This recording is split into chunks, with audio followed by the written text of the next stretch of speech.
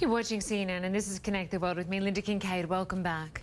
Well, the Olympics is often filled with stories of inspiration and hope, and this year is no exception.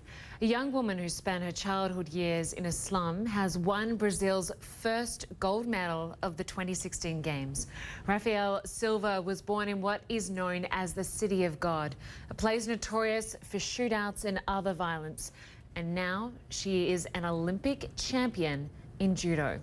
Well, for more, Shasta Darlington joins us now live from Rio. And Shasta, you visited the slum where Rafaela was born. That's right, Linda. This is just a classic rags to riches story. Rafaela Silva not only managed to rise out of one of Rio's most notorious favelas, thanks largely to her judo training, but also to recover from a really emotionally grueling defeat in London, where she was disqualified because of an illegal maneuver and then faced racist attacks on social media that really put her in a deep depression. Now she's proving her home country and her home neighborhood proud.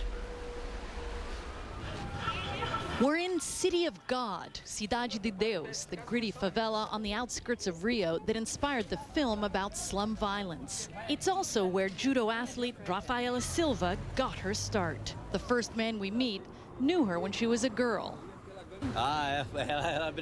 She was a fighter, he says, a warrior like you just saw. They celebrated when their hometown hero battled her way to Brazil's first gold medal. There are people who are embarrassed to say they're from City of God, but now we have her, he says. We find Silva's father and extended family out on the curb after watching her emotional victory in person. Even if it had been a bronze medal, I'd be celebrating, says her father, but it was gold. This is the house where Rafaela was born. She lived here until she was 8. Now her aunt lives here with 4 children, and she comes back to visit all the time. Her cousin's now planning a giant barbecue. With every phase, we just got more nervous, he says. It was like we were on the mat with her. The local hero also celebrated by the kids at the gym down the road where she's been training for years. They say they all watched her win and want to be just like her. With her bad girl face, she's intimidating, she says. She's the girl from the favela, now Brazil's golden girl.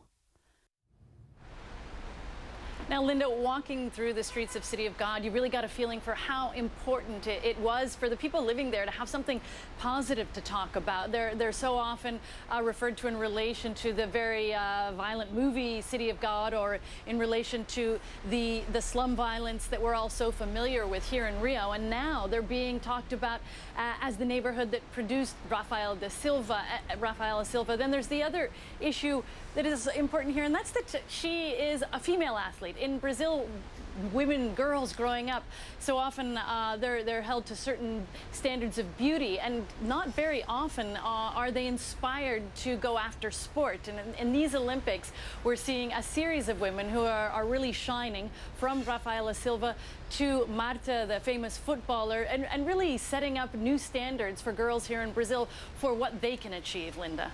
It really is wonderful. Great story.